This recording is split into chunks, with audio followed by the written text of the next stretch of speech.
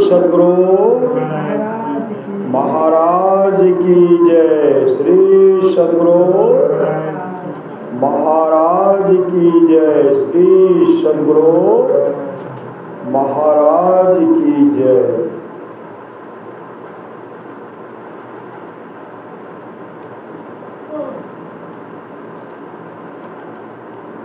महर्षि में ही अनुभव ज्ञान से परमाराध्य सद्गुरु महाराज की अमृत वाणी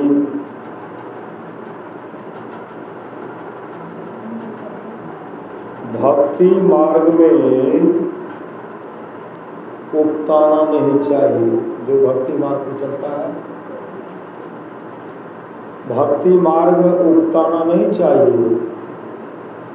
जो भक्ति मार्ग पर चलता है वह कभी न कभी रास्ते का अंत अवश्य पाता है।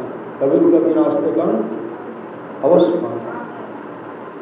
उसको कभी न कभी पूर्णता अवश्य होगी। यह बात याद रखिए। ईश्वर की भक्ति से अपना कल्याण होगा। ईश्वर की भक्ति से अपना कल्याण होगा, इसका विश्वास बहुत दृढ़ता से सबको करना चाहिए। कल्याण की खोज में लोग बाहर दौड़ते हैं। कल्याण अपने पास है। जो परमात्मा को भजते हैं उनका परम कल्याण होता है। उनका परम कल्याण होता है। कोई भी जलवायु संसार नहीं है जो हृदय को शुद्ध कर सके। कोई भी जल वायु संसार नहीं है जो हृदय को शुद्ध कर सके। इसके लिए सत्य का व्यवहार होना चाहिए। सत्य के तट पर आना चाहिए। सत्य का तट क्या है? सत्य का तट है सत्संग और ध्यान। ईश्वर भक्त बनने के लिए ईश्वर में अडिग विश्वास होना चाहिए। जिसको ईश्वर में अडिग विश्वास है उसको कुछ भी हो जाए, ईश्वर भक्ति करने में नहीं डिगेगा, वही ईश्वर भक्त होगा। भजन करने की युक्ति से विहीन को कितना हो वैराग हो तो भी उसका काम पूर्ण रूप से बनने को नहीं है। इसलिए जानकार गुरु से युक्ति जान लेना चाहिए। भजन कोई किसी को देता नहीं। भजन करने की युक्ति बता दे सकता है। भजन कैसे दिया जाएगा वह तो करने से होगा। ईश्वर दर्शन से परम कल्याण होता है। ईश्वर दर्शन से ही परम कल्याण होता है, दूसरे से नहीं। परम कल्याण के लाभ के लिए ईश्वर की भक्ति करो। इसी से काम क्रोधादिक विकारों का दमन होगा। ईश्वर रूपी कील को जो पकड़े रहते हैं वे संसार रूपी चक्की में नहीं पीसे जाते हैं। मतलब ईश्वर की जो भक्ति करते हैं वह नहीं पीसे जाते हैं, वे जन्म ही नहीं लेते।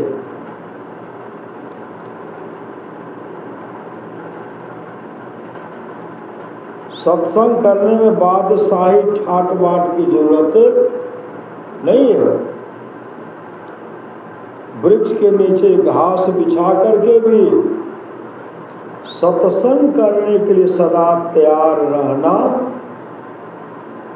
चाहिए, चाहे किसी आश्रम वेश या संप्रदाय में क्यों न। भक्ति पथ में निराश होने की बात नहीं है। भक्ति पथ में निराश होने की बात नहीं है। उठो जागो, जब तक लक्ष्य पर न पहुंच सको अपने उद्योग में शिथिलता मत आने दो। संसार की कमाई में पाप पुण्य का विचार है।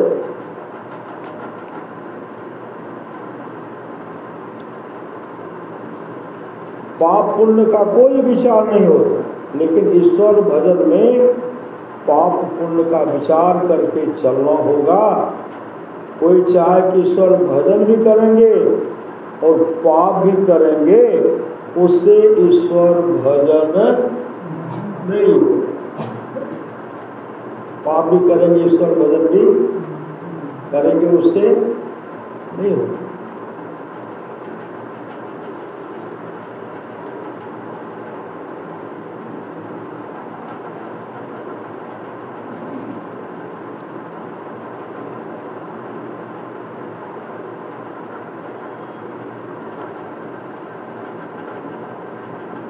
यह सुंदर मनुष्य शरीर पाकर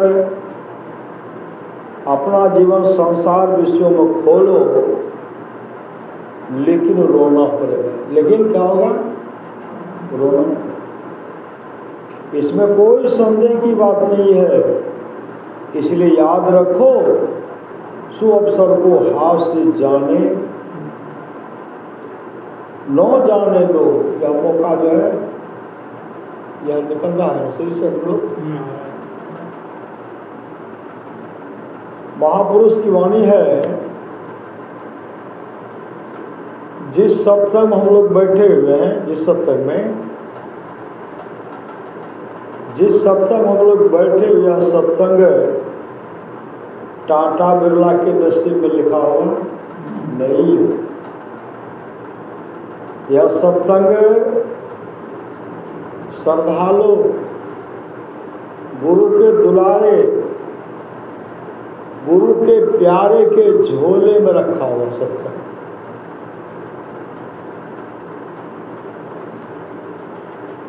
अमर मुनि का उपदेश है, 100 काम को छोड़ करके स्नान करना चाहिए। और लोग स्नान को पीछे छोड़ देते, कल देता काम कर लीजिए, काम छूटने वाला है। संत महात्मा लोग कहते 100 काम को छोड़ करके स्नान कर लेने पर आपका सब काम सुलभता से हो जाएगा। श्री सद्गुरु जलपान के लिए नहीं, अभी नहीं करवा, स्नान करके लीजिए, स्नान कर न लीजिए। श्री सद्गुरु पूजा पाठ तो कर ही लीजिए, नहीं कर लीजिएगा और जलपान हो ही जाए तो पेट में गैस बनेगा, सोम खाएंगे तो। श्री सद्गुरु 100 काम को छोड़ करके स्नान करना चाहिए, 1000 काम को छोड़ करके भोजन करना चाहिए, 1,00,000 काम को छोड़ करके सत्संग कर, 1,00,000 काम को छोड़ करके, 1,00,000 काम को छोड़ करके सत्संग करना चाहिए, करोड़ों काम को छोड़ करके अपने जीवन के बागडोर को संत सद्गुरु के हवाले करना चाहिए।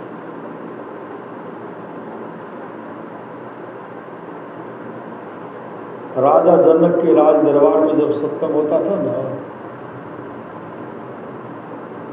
जब तक राजा जनक सत्संग में नहीं आते थे तब तक सत्संग प्रारंभ नहीं होता था। बहुत सन्यासी सबके मन में हुआ, बहुत ऐसे भक्त थे, बहुत के मन में हुआ गुरुदेव जो है ना, राजा जनक को सबसे अधिक चाहते हैं। राजा जनक को सबसे अधिक राजा जनक को चाहते हैं। इसलिए तो हम लोग पहले आते हैं, सत्संग नहीं करते हैं। जब राजा जनक आते हैं तो सत्संग प्रारंभ हो जाता है। हम लोगों से विशेष राजा जनक को ही चाहते हैं। एक दिन की बात है, संत सद्गुरु महात्मा जी जो बैठे योग बल से जंगल में आग लगा दी, जंगल में आग लगा दी। जैसे जंगल में आग लगाए, अंदर से जो घर का काम धंधा रसोईया के काम करते थे ना, उधर से सिपाही आ गए, मंत्री आ गए, महाराज जंगल में आग लग गई है। बहुत जोरों से आग की लपेट जो है महल की ओर आ गई, महल की ओर।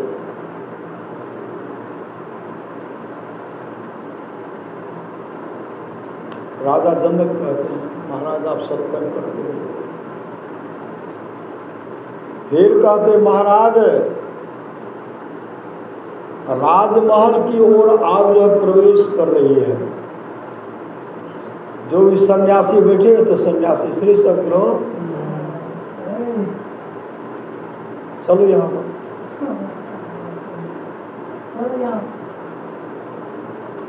जो भी सन्यासी बैठे हुए थे सब भाग गए।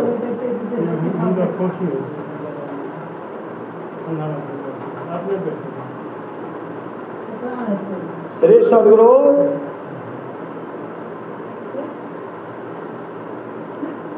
जो भी सन्यासी थे ना,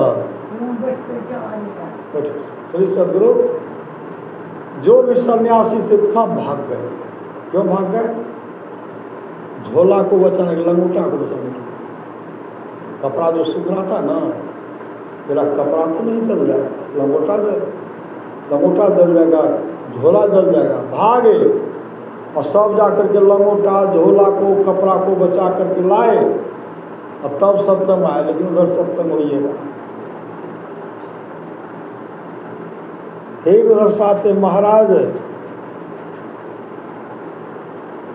जिस महल में आप हैं उस महल की ओर आग आ रही है।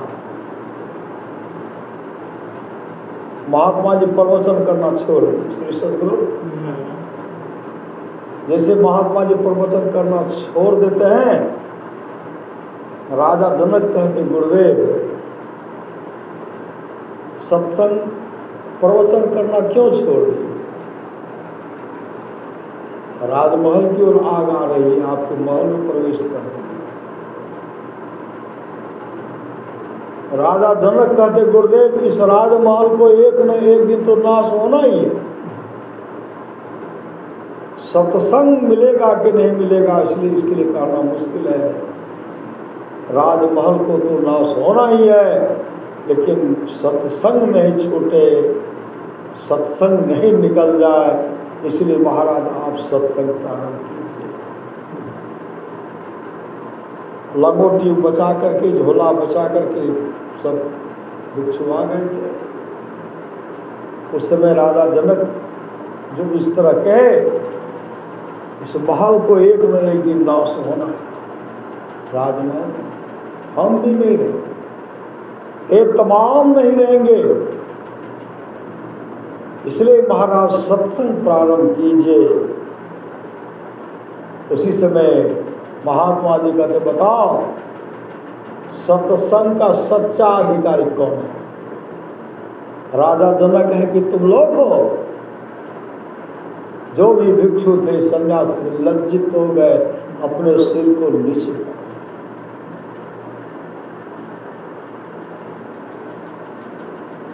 भगवान श्री राम ने कहा भगति स्वतंत्र सकल सुख में बिनु सत्संग न पावे। प्राणी भक्ति जो है स्वतंत्र और सब सुख की खान है, इसलिए भक्ति कीजिए। भक्ति निशैनी मुक्ति की संत चढ़े सब धाय, जिन जिन मन आलस किया जन्म जन्म पछताए। बबुआ उठ के देखा कब के भय बिहान बा, आलस में बड़ी हानि बा ना, दिन बहुते गेले बीत तोरा सुतल नीचे।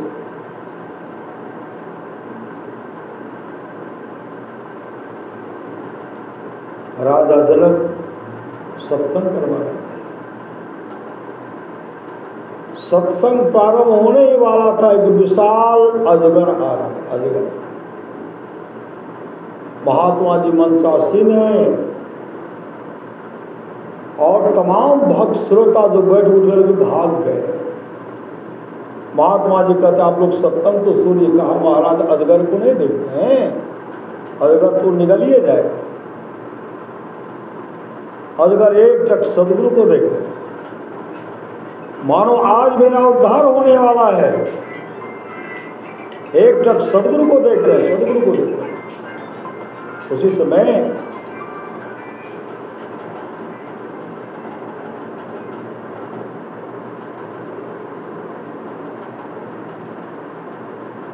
श्रोता सब कहते महाराज उनको कहलवाइए कि कौन है वो, कौन है, नहीं तो उसको भगाइए ना।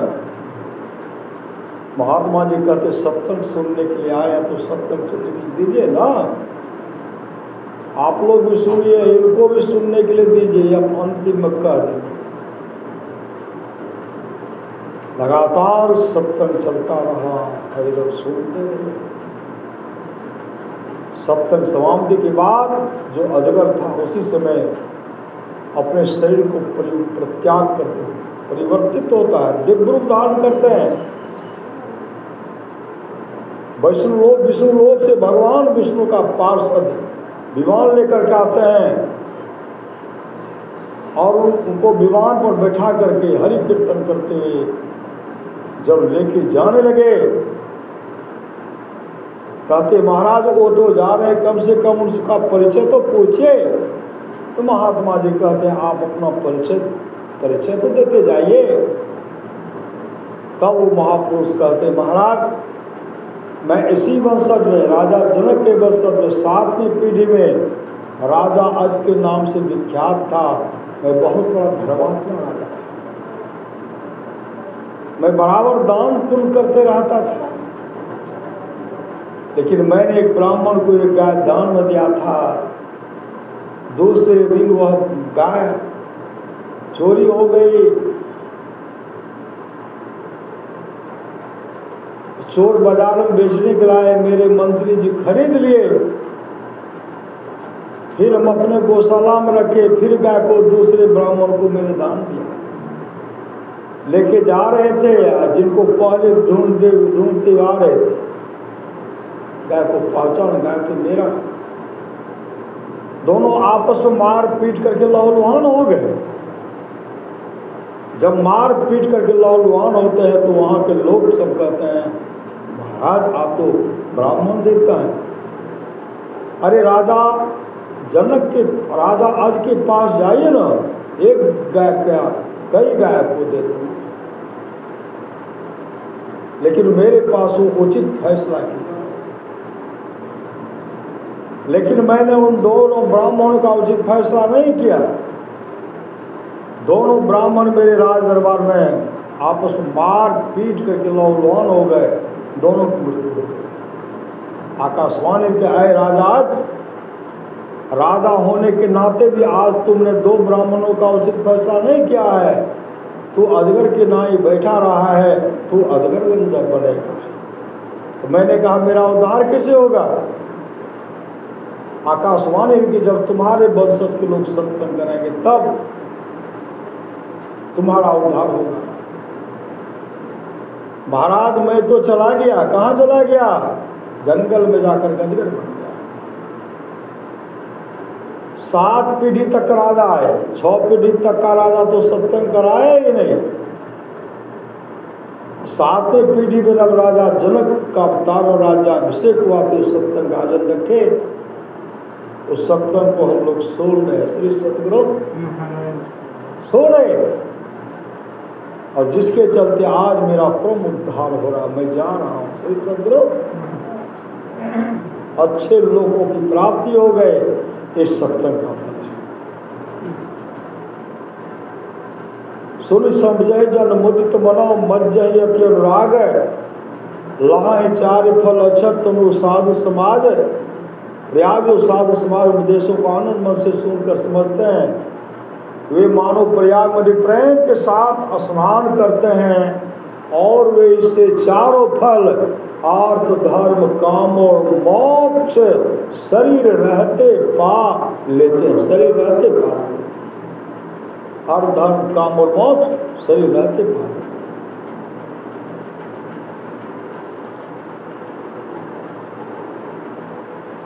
इसलिए सत्संग की बहुत बड़ी आवश्यकता। सत्संग करिए नित्य सत्संग को बाधा सकल मिटाए, यह अवसर फिर ना मिले दुर्लभ नर्तन।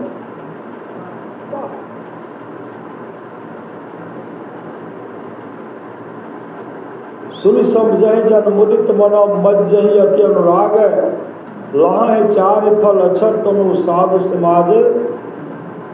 प्रयाग जो साधु समाज उपदेशों को आनंद मन से सुनकर समझते हैं, वे मानव प्रयाग में प्रेम के साथ स्नान करते हैं और वे इससे चारों फल अर्थ धर्म काम और मोक्ष शरीर रहते पा लेते हैं।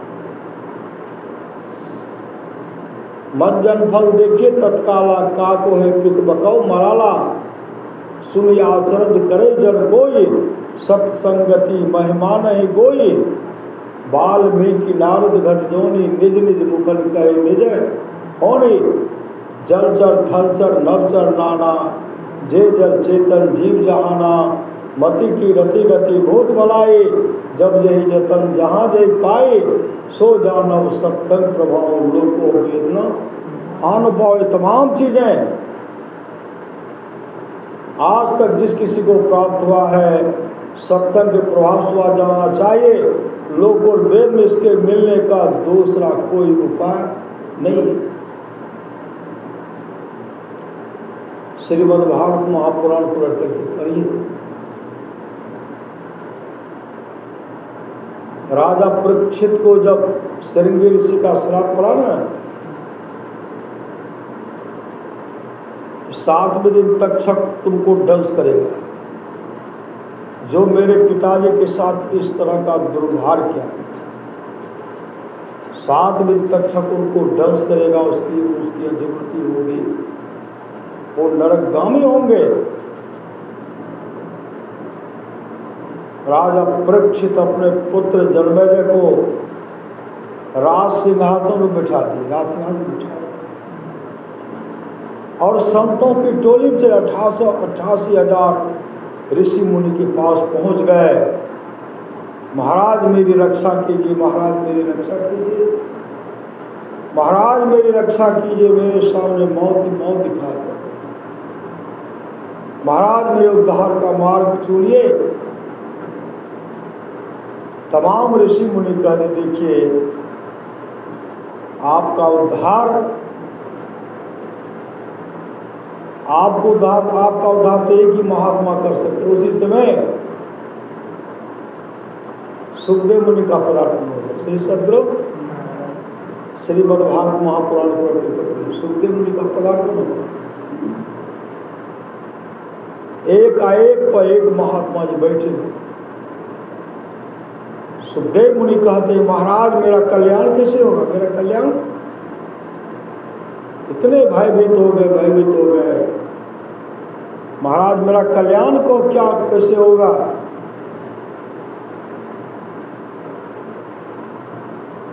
सुखदेव मुनि कहते इसके लिए सत्संग कराइए, सत्संग कराइए। जैसे सत्संग का व्यवस्था किया गया, श्री सद्गुरु सत्संग का जैसे व्यवस्था किया गया ना, अब सत्संग प्रारंभ होने वाला है। इंद्रलोक में खलबली मच गई। यहाँ जो कोई यज्ञ करते हैं, यज्ञ श्री सद्गुरु देवता सब में खलबली मच जाती है। हो मेरा इंद्रलोक की गद्दी, ब्रह्मलोक मतलब आदि लोक की गद्दी को प्राप्त छीन लेगा। भगवान इंद्र भयभीत हो गए। उसी समय तमाम देवता मिलकर के राजा परीक्षित के पास आए। सत्संग प्रारंभ होने ही वाला, सत्संग प्रारंभ होने ही वाला। राजा परीक्षित के पास आए। भगवान इंद्र सुखदेव मुनि से कहते हैं महाराज यह सत्संग जो है यह सत्संग हम लोगों को सुना दीजिए। राजा परीक्षित को अमृत पिला करके अमर कर दीजिए। श्री सद्गुरु अमृत घड़ा में अमृत लाए थे। राजा परीक्षित को अमृत पिला करके अमर कर दीजिए, उसके बदले में हमको सत्संग सुना दीजिए। इस तरह जब सुनते हैं राजा परीक्षित को बहुत कष्ट हुआ। उसी समय सुखदेव मुनि से कहते, गुरुदेव मुझे अमृत पी करके अमर होना नहीं है, मुझे सत्संग सुना दीजिए, मुझे सत्संग सुना दीजिए। हम अमर होना नहीं चाहते हैं, हमको सत्संग सुना दीजिए। सुखदेव मुनि भी देवता को लालची समझ करके कह रहे, देवता भी इतने बड़े लालची होते हैं, सत्संग से बढ़ करके कुछ है, कहा नहीं जा सकता। अमृत क्या सत्संग के सामने में तुच्छ है, तुच्छ। भगवान इंद्र लज्जित हो गए। सत्संग प्रारंभ हुआ। राजा परीक्षित सत्संग सुने, सुनते सुनते राजा परीक्षित को समाधि लग गए। समय पर तक्षक डांस करते हैं, ठट्ठर धुआं की तरह उड़ गया, लेकिन उससे पहले निकल करके वो वैकुंठ धाम, परमात्मा के धाम में चले गए थे। इस सत्संग श्री सद्गुरु महाराज संत कबीर ने कहा, मैं तो आन परी छोरन के नगर, और सत्संग बिना जिए तरसे। इस सत्संग में लाभ बहुत है, तुरंत मिलावे गुरु से, मूर्ख जन कोई सार न जाने। सत्संग में अमृत बरसे, शब्द सा हीरा फटक हाथ मुट्ठी भरी कंकर से। कहे कबीर सुनो भय साधो, सुरत करो वही घर से। किस घर से? सुखमनियाम मोरी नजर लागी, अगल बगल कहे दृष्टि न डोले, और सन्मुख बिंदु पकड़ लागे, सुखमनिया में मोरी नजर लागी। भगवान शिव कहते हैं, भगवान ब्रह्मा से सत्संग योग को उलट करके पढ़िए। सत्संग योग भाग प्रथम अध्याय 6 में पढ़िए। भगवान शिव भगवान ब्रह्मा से कहते हैं, ब्रह्मदेव जो भक्त जो अपने मन को, अपने दृष्टि को भौहों के बीच में टिका करके रखते हैं, पानी और नमक मिलने में जो समय लगता है, घुलने में जो समय लगता है, दूध और पानी को मिलाने में जो समय लगता है, गाय के सींग पर सरसों का दाना कितना देर ठहर सकता है, उतना देर भी अगर जिसने सत्संग किया, अपने मन को एकाग्र किया, अपनी आँख की दृष्टि को, अपने मन को भौहों के बीच में टिका करके रखा, इसका जो फल है, जो 1000 अश्वमेध यज्ञ करता है, सैकड़ों वाजपेयी यज्ञ करता है, मणिकर्णिका को प्रणाम करना, उसका जो फल है, यहाँ जो थोड़ा देर अल्पकाल भी जो वहाँ सुखमना में मन को टिका दिया, वही असली कुंभ का स्नान कर लिया। श्री सद्गुरु महाराज वही कुंभ का स्नान कर लिया, और इसके बराबरी में 1000 अश्वमेध यज्ञ, सैकड़ों वाजपेयी यज्ञ, गंगा सागर में स्नान कर मणिका को प्रणाम करना, उसका जो फल है, इसका जो फल है, इसके फल के बराबरी में उसका 16वां भाग भी नहीं है। सत्संग योग को उलट करके पढ़िए। भगवान शिव भगवान ब्रह्मा से कहते हैं,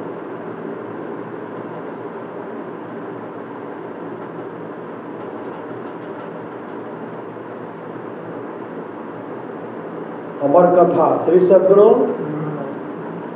अमर कथा माँ पार्वती जी सुन सके, नहीं सुने, अधूरे रह गए। श्री सद्गुरु जब माँ पार्वती को अधूरे रह गया तो हम लोग पूरा सुन लेंगे। श्री सद्गुरु गुरु की कृपा होगी तो हम लोग पूरा सुन लेंगे। श्री सद्गुरु गुरु की कृपा होगी, देखते हैं सत्संग में सब थोड़े आता है, गुरु की कृपा होगी पूरा हम लोग सुन लेंगे, और पूरा सुनेंगे, एक न एक दिन हम लोगों का जीवन मंगलमय होगा, मंगलमय होगा। देवर्षि नारद माँ पार्वती जी के पास पहुंचे। माँ पार्वती कहने आइए देवर्षि नारद कहते हैं आप अकेली है, प्रभु कहाँ प्रभु? माँ पार्वती जी कहने देखिए ना, प्रभु तो सुबह में निकलते हैं, रात में आते हैं। कहा कितने दिन से? कहा बहुत देर से। कहाँ जाते नहीं पूछे। कहा मैं पूछ करके क्या करूं, मैं नहीं पूछती। आप पूछिए नहीं, बात पूछिए नहीं। देखिए तो सब आपको बताते हैं कि नहीं बताते हैं? कहा आप ही कहिए ना कहाँ जाते? कहा कहाँ जाएंगे? कहा उसी में गरुड़ जी के पास आकर के सत्संग सुनते, श्री सदगुरु। का वहां जाकर के सत्संग सुनते, हमको के भी नहीं। कहा और तो सुनिए, उस रूप में नहीं जाते हैं, हंस का रूप धारण करते हैं। तब जाकर के सत्संग, हंस का रूप धारण करके सत्संग श्रवण करते हैं। काग भूषुंडी, काग कौवा के रूप में श्री सदगुरु। उनके सत्संग में कौन? काग भूषुंडी जो कौवा का शरीर है वो प्रवचन करते हैं। गरुड़ जी श्रोता है, श्री सदगुरु। गरुड़ जी श्रोता के रूप में है। भगवान भोलेनाथ हंस का रूप धारण करके सत्संग सुनते, हंस का रूप धारण करके सत्संग सुनते हैं। और जानते हो सत्संग सुन करके अमर हो जाना चाहते हैं, आपको नहीं सुनाते हैं। कहा हमको अच्छा आनंद दीजिए, आज तो मैं पूछूंगी श्री सदगुरु। जैसे भगवान शिवाय कहते हैं, देखिए आप कहाँ गए थे? कहा देवी हम तो जाते हैं सत्संग सुनने के लिए। कहाँ जाते हैं? आज तक आप हमको नहीं कहे। हाँ काग भूषण गरुड़ के पास आता हूँ, पक्षी के पास जाकर के सत्संग सुनता हूँ और पक्षी बन करके सुनता हूँ। कहा हमको अमर कथा सुनाइए श्री सदगुरु। जैसे कहते हमको अमर कथा सुनाइए,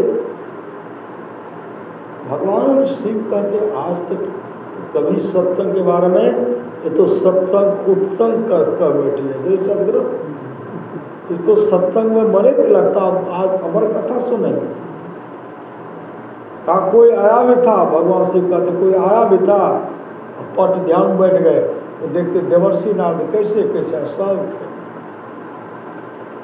टेलीविजन खोल गया। फिर श्री सदगुरु घट बिच अजब तमाशा हो साधो, घट बिच अजब तमाशा जब देखे देवर्षि नारद कैसे आए, क्या क्या बोले, सब रिकॉर्ड हो गया श्री सदगुरु। देवर्षि नारद का अच्छा। माँ पार्वती जी कहने लगे किसी का चालो, लेकिन आप हमसे छिपा करके क्यों रखे? हमको अमर कथा सुनाइए। कहा चलिए, लेके चले घनघोर जगह, एकांत शांत जगह, किसी का आवागमन नहीं होता है। उसी समय भगवान शिव का यही अच्छा होगा, यही त्रिशूल को पहरा लगा दी श्री सदगुरु। त्रिशूल इधर से उधर घोड़े का कोई इधर आवे नहीं। वहाँ एक अंडा था, अंडा में मतलब सड़ गया था। अब बच्चा जो था सुख कर रहा था, जीव सुख अब जाएगा तब जाएगा श्री सदगुरु। जैसे सत्संग प्रारंभ हुआ, भागवत मतलब अमर कथा अमर कथा सत्संगे को अमर कथा श्री सदगुरु। जैसे प्रारंभ हुआ, भगवान शिव कहते देवी हाँ भरते जाना, हाँ भरते जाना। हाँ भर रहे हैं। इधर तो सुने रहे, अंडा जो था वह भी सुने श्री सदगुरु।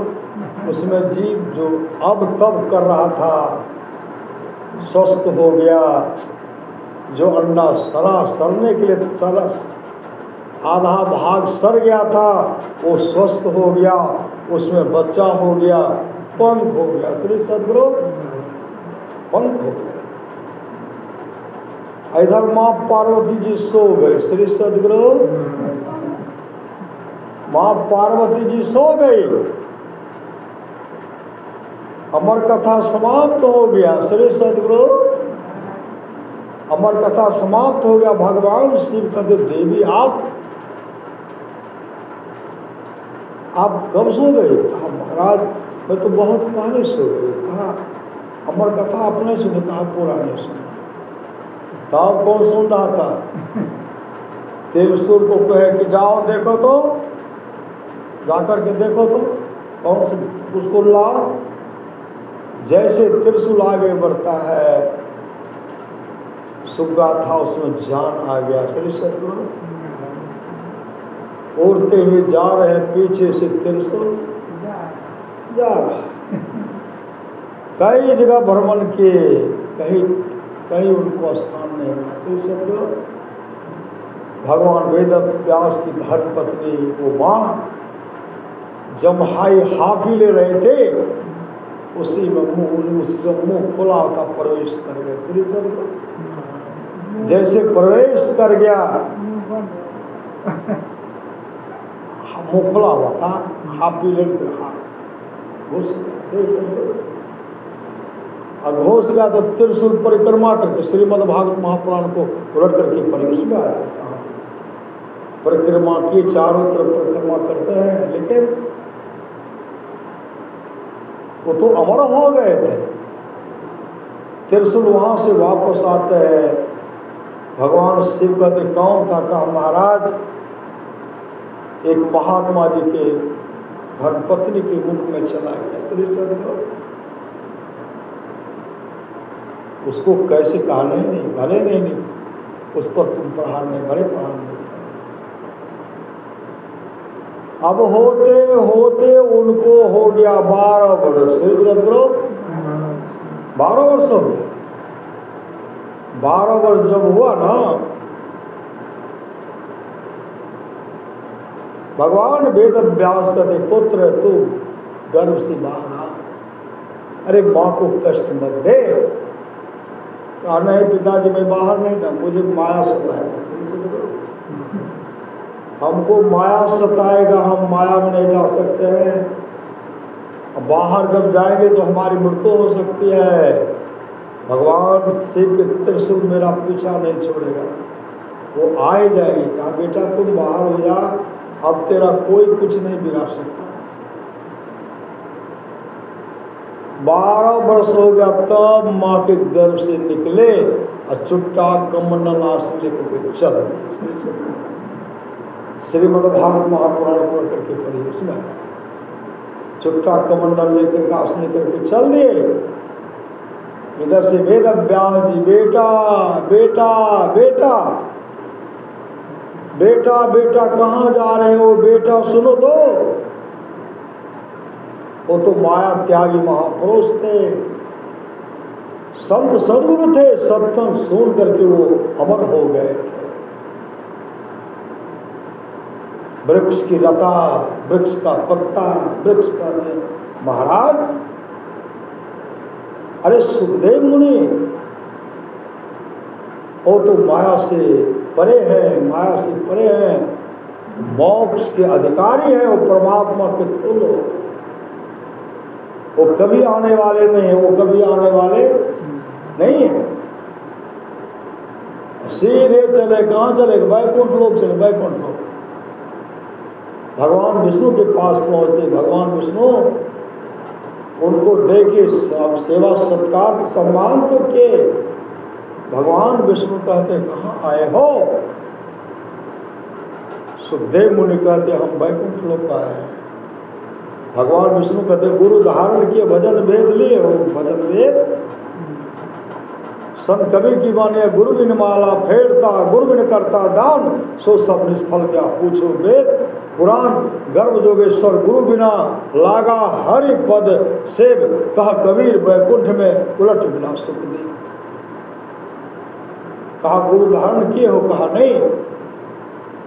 आप जाइए, अपने पिताजी को गुरु बनाइए, अपने पिताजी से भजन वेद लीजिए। जैसे सुखदेव मुनि वापस आते हैं अपने पिताजी से, कहते पिताजी मुझे नाम दान, मुझे भजन भेज दीजिए। भगवान वेद व्यास जी के मन में अगर हम इनको भजन भेज देते हैं, इनके मन में होगा मेरा गुरु तू मेरा पिताजी बन गए, हम तुमको नाम दान भजन भेज नहीं दे सकते हैं, तुम चले जाओ राजा जनक के पास और उसे भजन भेद लेकर के मुस्तैदी के साथ ध्यान भजन करना, तेरा परम कल्याण होगा। जैसे वहां गए 7 दिन तक खड़े हैं, इतनी परीक्षा, 7 दिन तक भूखे प्यासे करे, तब उनको लाए, पूछते हैं, कहा मैं दीक्षा लेने के लिए आया। राजा जनक कहते एक काम करो, इसको पहले नगर दिखाओ। नगर एक कटोरा तेल दिए, तेल का सिर पर रखो, जाओ नगर का भ्रमण करके आओ, दृश्य देख करके आओ। पीछे जो 2 जल्लाद को लगा दिए, एक बूंद भी कटोरा से अगर तेल गिर जाए, इसके सर को धड़ से अलग कर देना। चारों तरफ परिक्रमा करके आए, उसके बाद भोजन करने के लिए कई दिन के बाद उनको भोजन मिला। घर में कहते ऊपर भी देखो, छत में वहां लगा हुआ है तलवार लटका हुआ, श्री सद्गुरु पतली धागा से बंधा हुआ है, अब टूटेगा तब टूटेगा। राजा जनक ने कहा था उनको याद दिला देना, याद दिला देना। 56 प्रकार का भोजन व्यंजन बनाए थे, जैसे सामने परोस करके देते हैं, कई दिन से भूखे थे ही, स्वाद चक चक करके बनते। उसी समय कहते ऊपर भी देखे तलवार लटक रहा है, थोड़ी भी सावधानी हुई टूटक, आपका सर धड़ से अलग हो जाएगा।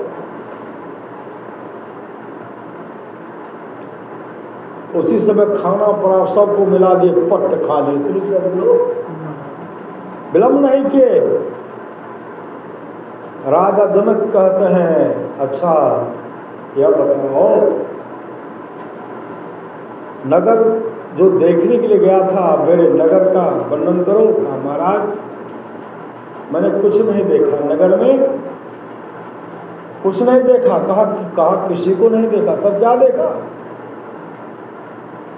मेरा सूरत तो उसमें कटोरा में जो तेल था उसी पर था, अगर एक बूंद गिरता तो मेरा सर धड़ से अलग हो जाता। महाराज मैंने कुछ नहीं देखा। का 56 प्रकार का व्यंजन भोजन जो मिला, उस इसका स्वाद कैसा था? कहा महाराज यह भी स्वाद मैंने नहीं चाहा। कहा क्यों? कहा ऊपर जो तलवार लटक रहा था पतला धागा में, गिरता धड़ सर धड़ से अलग हो जाता, लेकिन मैं स्वाद का वर्णन नहीं कर सकता। श्री सद्गुरु उसी समय राजा जनक कहते हैं आज तुम मोक्ष के अधिकारी हो गए। श्री सद्गुरु आज तुम मोक्ष के अधिकारी हो गए हो। इस तरह संसार में रहना, संसार में औरों को चेताना, औरों का जीवन मंगलमय होगा। और सुखदेव मुनि अमर है। श्री सद्गुरु अमर कैसे हैं? तो सत्संग सुन करके अमर, सत्संग सुन करके अमर। इसलिए जीवन में सत्संग कीजिए, करिए सत्संग को, बाधा सकल मिटाए, यह अवसर फिर ना मिलेगा, मौका फिर हाथ आने वाला नहीं है। परमाराष्ट्र महाराज ने कहा नित्य प्रति सत्संग कर ले प्यारा, तेरा कार सरे सारा, सार कार्य को निर्णय करके धर चेतन धारा, धर चेतन धारा पिंड के पारा, दसम द्वारे का ज्योति जग जावे अति सुख पावे शब्द सहारे का लख बिंदु नाथ त्रय बंदे के सुनो सुनो में ही ब्रह्मनाद का धरो सहारा आपन तन में ही कहीं जाने की आवश्यकता नहीं।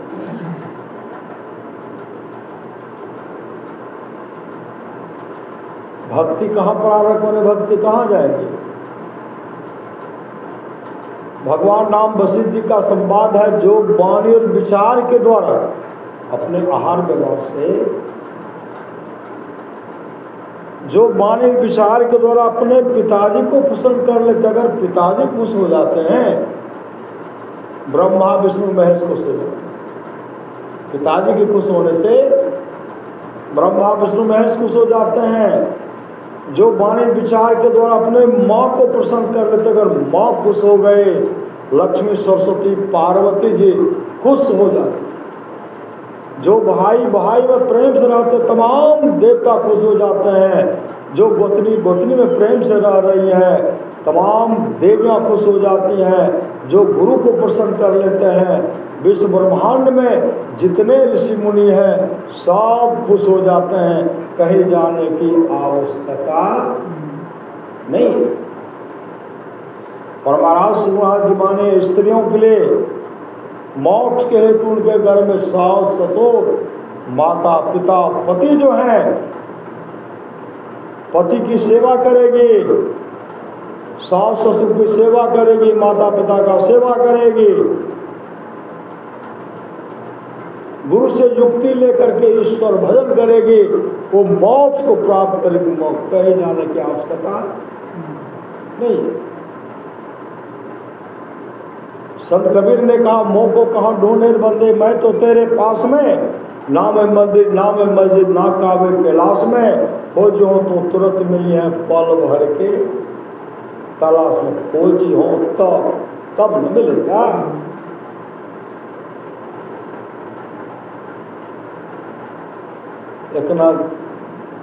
एकनाथ जी महाराज जा रहे थे कांवर में जल लेकर, जगन्नाथ जी जा रहे थे, श्री सदगुरु जगन्नाथ जी जा रहे थे। जैसे आगे बढ़ते, बहुत दिन का साथी था, मरुभूमि में गधा छटपट कर रहा था, गधा छटपट कर रहा था, छटपट। एकनाथ जी के मन में हुआ कि गधा प्यासा है। जैसे कामर का जल गधे के मुख में डालते हैं, जैसे डालते हैं, कहते हैं बद्री नारायण की जय, श्री सदगुरु साक्षात बद्री नारायण भगवान कृष्ण प्रकट हो गए और ऐसे चुल्लू लगा दिए, कामर का जल पी लिए। श्री सदगुरु साथी ने कहा, तू पागल हो गया है, जो कामर का जल जगन्नाथ जी के लिए लेके जा रहा था, बद्री नारायण के लिए जा रहा था, तो कामर का जल गधा को पिलाया। एकनाथ जी महाराज ने कहा कि मैं गधा को नहीं, मैं साक्षात जगन्नाथ जी को कामर का जल पिलाया। मतलब बद्री नारायण भगवान कृष्ण मेरे कामर का जल पिए हैं। ये तो प्रेम की बात, उधो बंदगी तेरे बस की नहीं है। यहाँ श्रद्धे के होते सौदे, आस की इतनी सस्ती नहीं है। श्रद्धा प्रेम चाहिए। नामदेव जी महाराज जा रहे थे भगवान भोलेनाथ को कामर में जल लेकर के जा रहे थे, उनको चढ़वा चढ़ाने के लिए 12 साथी के साथ जा रहे थे।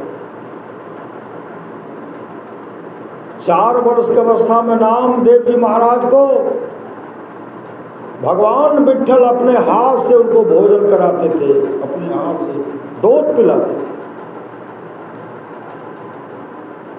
नामदेव जी आग्रह के श्रद्धा से प्रेम से पुकारे, भगवान विट्ठल भगवान कृष्ण स्नान भी किए, नैवेद्य भी खाए, दूध भी पिए। जब 12 वर्ष का अवस्था में कामर का जल लेकर के जा रहे थे, जो अवस्थाएं कांवर में जल लेकर के जा रहे थे भगवान भोलेनाथ को चढ़ाने के लिए। 12 साथी साथ में, 12 साथी। जैसे आगे बढ़ते एक कुत्ता छटपट कर रहा था। श्री सद्गुरु, कुत्ता छटपट कर रहा था। जैसे कुत्ते के अंदर में कांवर का जल देते हैं, तमाम साथी कहते तू पागल हो, जो भगवान भोलेनाथ के लिए तू कांवर का जल लेकर के जा रहे हो, कुत्ता को पिला रहे हो, कुत्ता तो अपवित्र होता है, कुत्ता को मत पिलाओ। जैसे कांवर का जल डालते हैं, भगवान से प्रकट हो गए। श्री सद्गुरु महाराज की जय। कांवर का जल पिए। साथी ने कहा तो कुत्ता के पिलाया, कुत्ता को पिलाया। नामदेव जी महाराज कहते मैंने कांवर का जल साक्षात भगवान शिव को पिलाया। जो प्रेम रस शाखा नहीं अमृत पिया तो क्या हुआ, उपकार में सिर दिया नहीं जुग जुग दिया तो क्या हुआ। देखी गुलिस्ता होशिता मतलब न पाया, शेख का सारी किताबों याद कर हाफिज हुआ तो क्या ये श्रद्धा प्रेम है? ये श्रद्धा प्रेम है।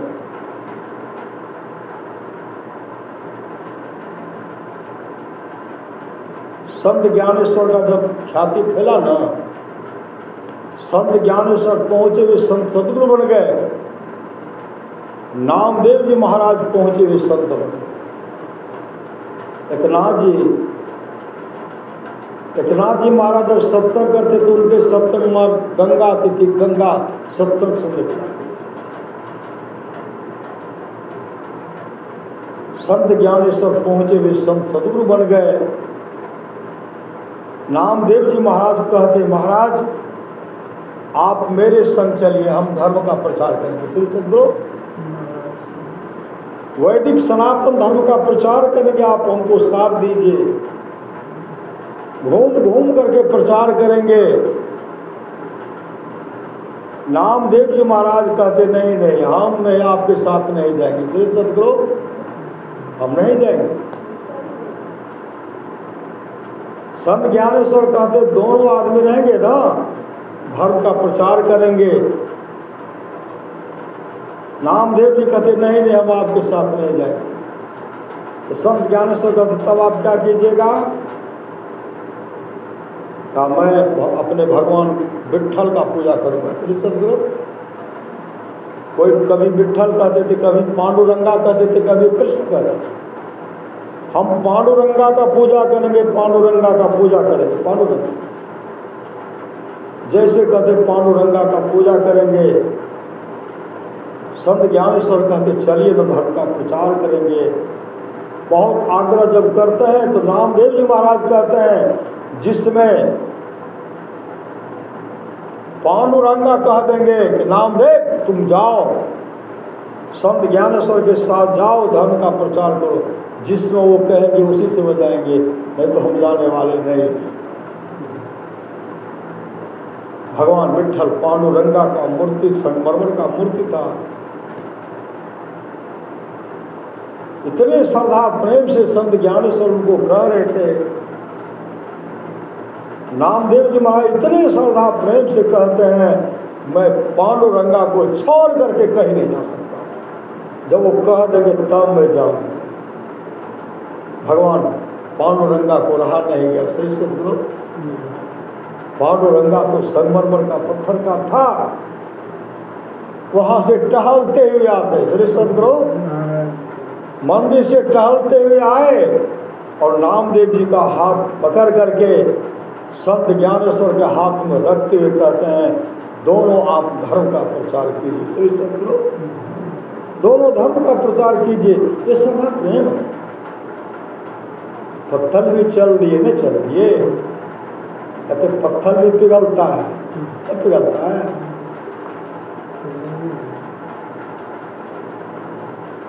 आज पंढरपुर में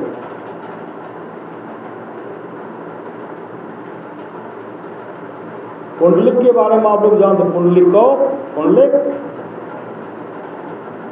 जब शादी हुई तो माता पिता का सम्मान नहीं करते थे। पुंडलिक अपने हाथ से घर में झाड़ू लगाते थे। शादी अब पत्नी बहुत सुंदरी थी, अपने से झाड़ू लगाते थे। अपने पत्नी को कहते हैं आप कोई काम नहीं करोगे, मैं करूँगा, झाड़ू मैं लगा।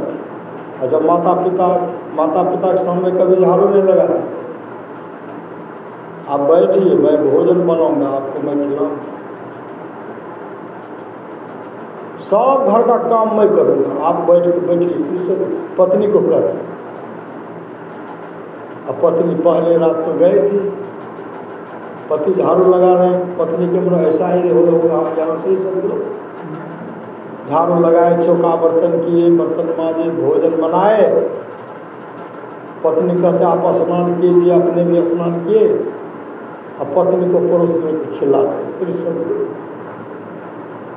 माँ इंतजार कर रही, कभी पुंडलिक शादी करके आया, घर से निकलवे नहीं किया।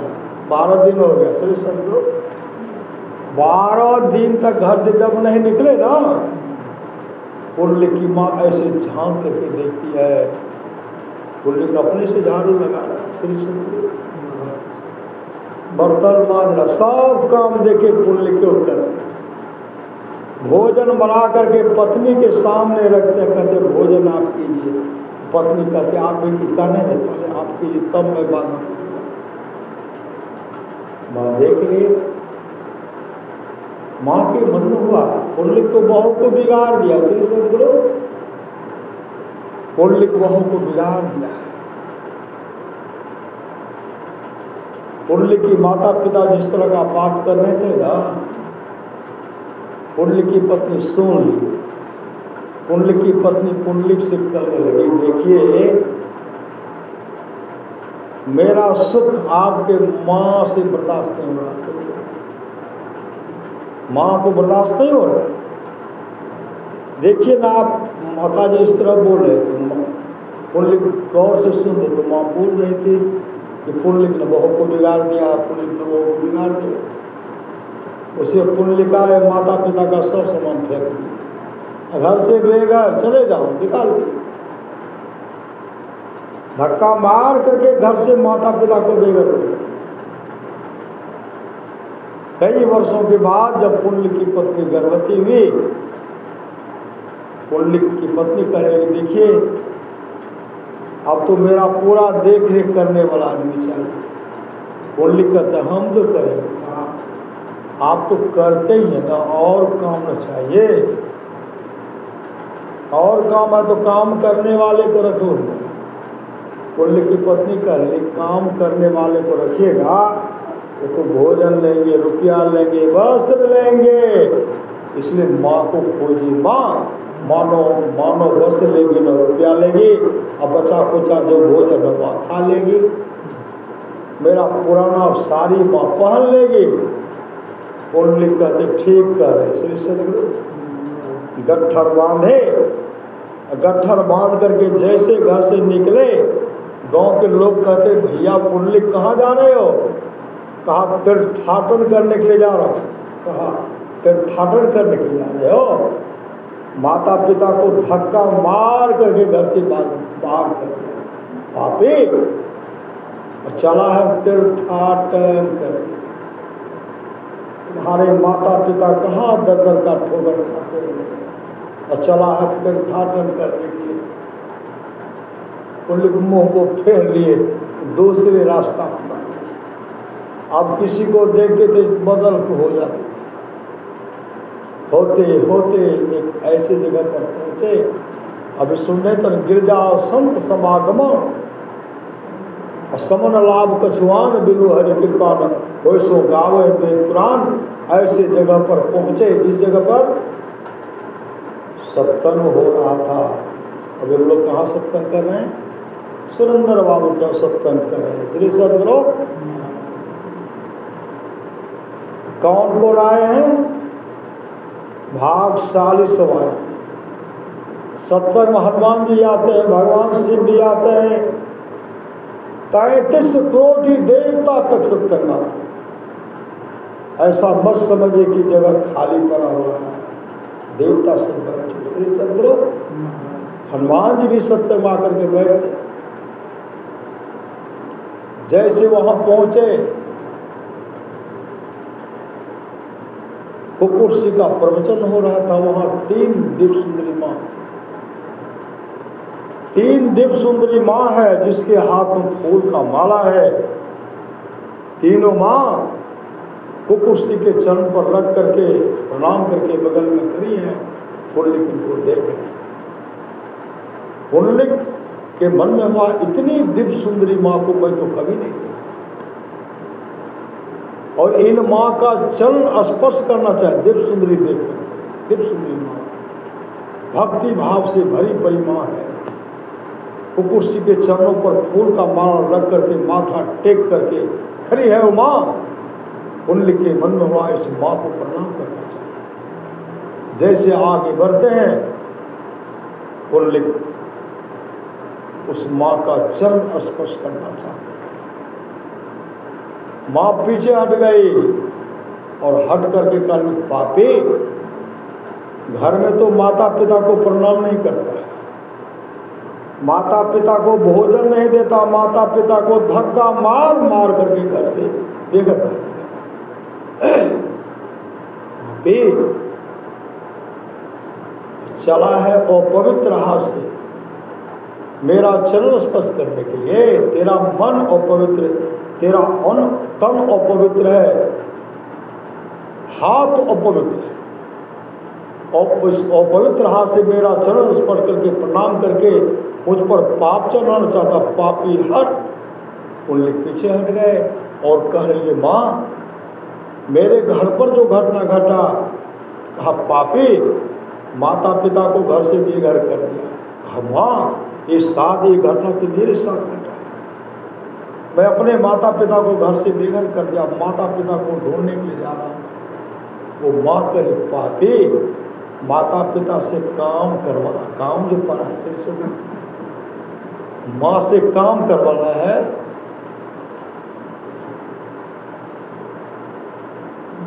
थोड़ा भोजन दे करके माँ को खुश करना चाहता है, जूठा खिला करके, फटा पुराना वस्त्र दे करके, मजदूरी नहीं लेगा, इसलिए माँ को कोई नहीं चला है। सब मन के बात को बता दिए। तब कहते, माँ, मैं सही अपने माँ का सम्मान नहीं कर, पिता का सम्मान नहीं कर, मैं अपने माता पिता को घर से धक्का मार करके बाहर कर दिया। मन में तो प्रलोभन है श्री सदगुरु, मन में तो प्रलोभन है, लेकिन माँ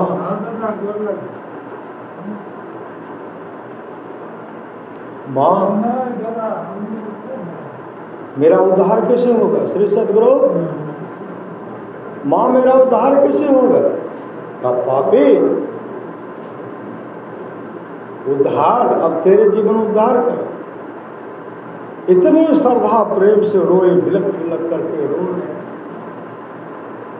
माँ मेरा कल्याण कैसे होगा, मैं अपने माता पिता घर से बेघर कर दिया। उसी समय वो माँ बोलने लगी,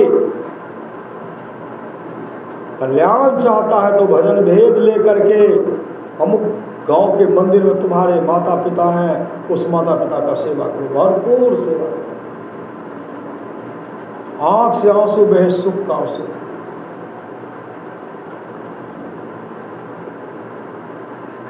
तो माँ मेरा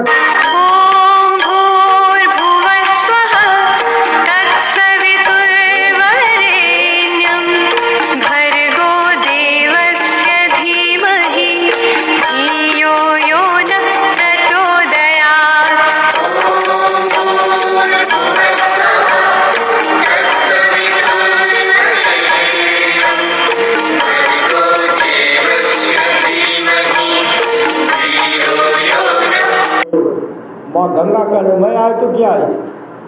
इस सत्संग में लक्ष्मी सरस्वती पार्वती जी आती हैं। इस सत्संग में ब्रह्मा विष्णु महेश तक आते हैं। इस सत्संग में जीवन मुक्त महापुरुष संत भी समाधि को छोड़कर चरित्र और सत्संग के वचनों को सुनने के लिए आते हैं। मैं आए तो क्या है। माँ मेरा उद्धार कैसे होगा। उसी समय माँ गंगा कहने लगी, अब तो कुकुरसी से भजन भेद ले लो, अमुक गांव के मंदिर में तुम्हारे माता पिता हैं, उस माता पिता का भरपूर सेवा करो।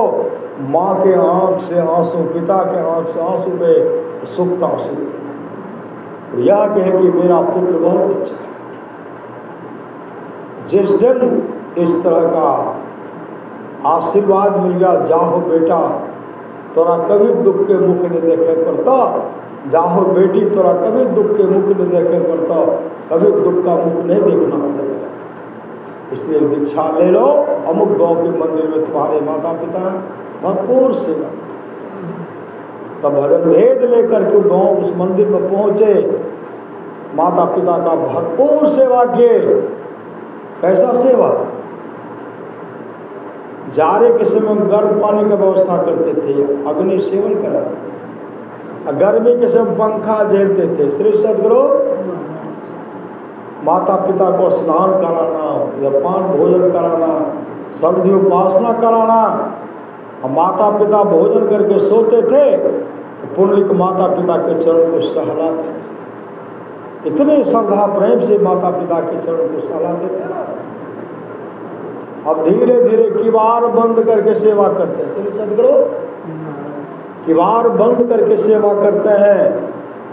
कहते कबहू के दीन दयाल की भनक पड़ेगी।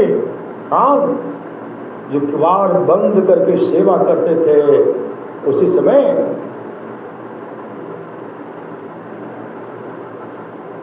भगवान कृष्ण का पदार्पण हो गया। श्री सदगुरु भगवान कृष्ण का पदार्पण हो गया और किवाड़ को खटखटाते हैं। पुंडलिक कहते कौन है यार? अभी मैं माता पिता का सेवा कर रहा हूं। भगवान कृष्ण कहते, कोई मुझे विठ्ठल कहते, कोई पांडुरंगा कहते हैं। मेरा नाम इतना है कि धरती पर उतना धूले कर दे, लेकिन बोल चाल के भाषा हमको कृष्ण भी कहते, हम कृष्ण। पुंडलिक कहते कहाँ आए हैं? पहले तो आप नहीं आते थे, आज क्यों आए? भगवान कृष्ण कहते पहले मैं इसलिए नहीं आता था कि तू अपने माता पिता का सेवा नहीं करता था, आज मैं इसलिए आया कि तुम अपने माता पिता का सेवा करता है। जो माता पिता का सेवा करता हुआ मेरा सेवा करता है। इसलिए पुंडलिक एक बार किवाड़ खोल करके तू अपना दर्शन दे दे, मेरा दर्शन कर ले। पुंडलिक कहते हैं जब आप माता पिता के सेवा से प्रसन्न होते हैं, अब अधूरा सेवा को भरपूर सेवा नहीं किया हूँ, भरपूर सेवा करूंगा तब मैं आपके पास आऊंगा। तब कहते तब तक मैं क्या करूं? कहा उधर ही रहिए। श्री सदगुरु कोई जगह नहीं, आधा टुक्का ईंट फेंकते हैं, कहते एक पैर पर खड़े रहिए। आधा टुक्का ईंट फेंकते हैं, एक पैर पर खड़े। बहुत देर के बाद जो सेवा करके निकले, किवाड़ खोलते भगवान कृष्ण दौड़ते हैं हृदय से लगाने के लिए, और पुंडलिक दौड़ करके भगवान कृष्ण के चरण को छूना चाहते हैं। हृदय से लगाए और कहते पुंडलिक मांगो, आज तुम क्या मांगते, जो मांगोगे सब कुछ दे देंगे। पुंडलिक कहते भगवान हमारी कोई इच्छा नहीं, कोई चाह नहीं, अगर आप देना ही चाहते तो माता पिता के प्रति मेरा सेवा भाव बना दे। जब तक मैं जीवित रहूं माता पिता का भरपूर सेवा करूं, और सेवा करके निकलो तो आपका दर्शन मुझे हो। भगवान विठ्ठल कहते तब तो हमको यहीं रहना पड़ेगा। पुंडलिक कहते जहाँ भी रहिए, लेकिन निकलो तो आपका दर्शन हो। भगवान कृष्ण कहते तब तो हमको यहीं रहना पड़ेगा। पुंडलिक सेवा करके निकलते थे, भगवान कृष्ण वहाँ खड़े रहते थे।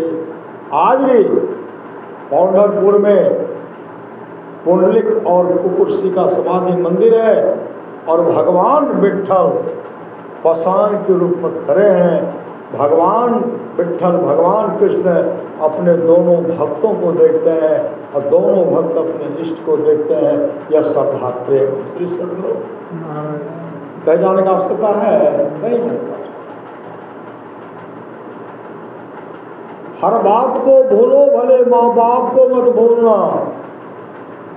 उपकार इनके लाखों, इस बात को मत भूलना। माँ बाप से बढ़कर जग में दूजा नहीं खजाना, जिसने जन्म दिया रे उसका दिल कभी न दुखाना, कभी न दुखाना। माय बाप से बढ़कर दूजा प्यार नहीं छे। अब भागलू मानव जकरा माय बाप नहीं छे। माय के दूर से बढ़कर कोनो रस कदम, कच्चा पक्का मिठाइयों नहीं छे। सच्ची घटना आप लोग जानते होंगे। श्री सदगुरु, एक लड़का था, नौकरी करते थे, और नौकरी जब करते थे, पत्नी एक नंबर का करकसा,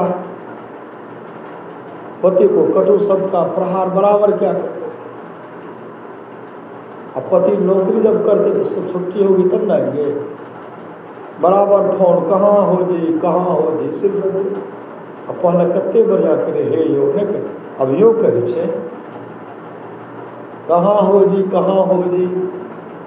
बच्चा सब हमको तंग कर रहा है और तुम वहाँ गप दे रहे हो। से गप दे छे पति।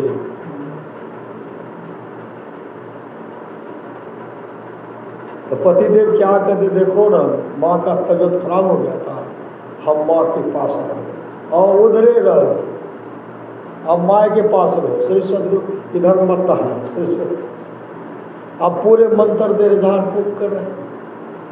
उसके बाद अब पत्नी फोन नहीं उठाती है। पति कहते देखो ना, क्या देखो, कहाँ आए हो? कहा मैं आ गया हूँ, माँ को भी साथ में लाए हो, माँ को भी लाए हो, तू रह लो, माँ रह लो। जैसे घर आए, कहा एक काम करो ना, पत्नी उधर मुंह को फेर ली। कहते कम से कम एक बार मेरी माँ को देख तो लो। कहा हमको देखना नहीं माँ को।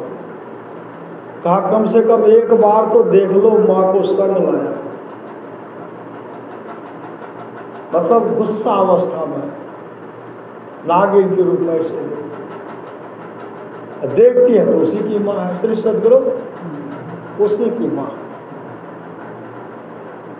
जैसे उसी को दाद माँ माँ माँ माँ को प्रणाम करती है। अम्मा तो सब बात सुन रही थी। श्री सदगुरु तब पत्नी कहने लगी, आप झूठ क्यों बोले? आप उसी समय कहते कि तुम्हारी माँ है, तुम आप क्यों नहीं बोले? आपने कहा मेरी माँ है, अपनी माँ है। मेरे माँ के बारे में आपने नहीं कहा। उसमें पतिदेव कहते हैं तुम्हारी माँ मेरी माँ है, मेरी माँ तुम्हारी माँ नहीं हो सकती। मेरी माँ अकेली घर में रह करके भोजन बनाती है, क्या माँ को भोजन बना करके नहीं दे सकती? और तुम्हारी माँ मेरी माँ है। समय की एक ठोकर ही बदल देती है जीवन को। ऐसा जीवन में ठोकर लगा, उसी समय कहते चलिए माँ को लाएंगे। श्री सदगुरु सास को माँ को लाएंगे। पति पत्नी और उसकी माँ मिलकर गए, उस माँ को लाए। जहाँ नौकरी करते थे वहाँ माँ का भरपूर अपने सास का सेवा करें। श्री सदगुरु माता पिता से बढ़ करके कोई देवी देवता नहीं, कोई देवता न हुआ है न होगा। गुरु तो मोक्ष देने वाले हैं और माता पिता परमात्मा के तोल्य होते। माता पिता और परमात्मा में कोई अंतर नहीं रहता है। साक्षात परमात्मा माँ के रूप में कोई अंतर नहीं। इसलिए अपने जीवन के बागडोर को संत सदगुरु के हवाले कीजिए। सत्संग नित्य और ध्यान नित्य संलग्नता के साथ कीजिए, यही लोग परलोक मंगलमय होगा। देखिए गिरिपति सुरेंद्र बाबू घर में सत्संग करा रहे। श्री सदगुरु परमारासु महाराज की वाणी है, जिसके आसपास में सत्संग हो वहां के लोग घर में बैठे रहे, सत्संग में नहीं आवे नहीं जाए। समझिए ऐसे लोगों का भाग संस्कार बहुत गिरा हुआ है। अमर मुनि का उपदेश है 100 काम को छोड़ करके स्नान करना चाहिए, 1000 काम को छोड़ करके भोजन करना चाहिए, 1,00,000 काम को छोड़ करके सत्संग करना चाहिए, करोड़ों काम को छोड़ करके अपने जीवन के बागडोर को संत सदगुरु के हवाले करना चाहिए और दान करना चाहिए। समय लगाना भी दान ही करना है। समय दान, समय लगाए, 2 घड़ी सत्संग सुन रहे हैं, समय शरीर को दान दिए, 100 रूपये पूंजी को दान दिए, एक एक श्वास के सिकंदर तरसते रहे, एक एक श्वास के लायक रह गए। इसलिए 100 रूपये पूंजी को सत्संगमय बना लीजिए। सत्संग नित्य और ध्यान नित्य संलग्नता के साथ कीजिए। परमाराष्ट्र भगवान श्री कृष्ण का निष्पाप उद्धव जी, कोई कितना भी अश्वमेध जग कर ले, कृष्ण चंद्रायन आदि व्रत कर ले, उसके द्वारा में सुलभता से प्राप्त नहीं होता। बस एक सत्संग ऐसा जरिया है जिसके द्वारा में सुलभता से प्राप्त हो जाता, उस भक्त के वश में हो जाता और उस भक्त का परम कल्याण हो जाता। परमाराष्ट्र महाराज की वाणी है, थोड़ा सा भी सत्संग करो बड़ा लाभ होता है। जितना लाभ के बहुत धन के मिलने, बहुत विद्या के पढ़ने से होता, उतना लाभ सत्संग से होता है। नित्य नियमित ढंग से सत्संग करो, सत्संग से खाली कोई मत रहो। अभी अमृत की वर्षा हुई, अध्यात्म ग्रंथ का सार ज्ञान कह दिया। जिसको याद रहा उसको अमृत मिला, जिसको याद नहीं रहा उसने अमृत को खो दिया। बोलिए प्रेम से श्री सद्गुरु महाराज की जय।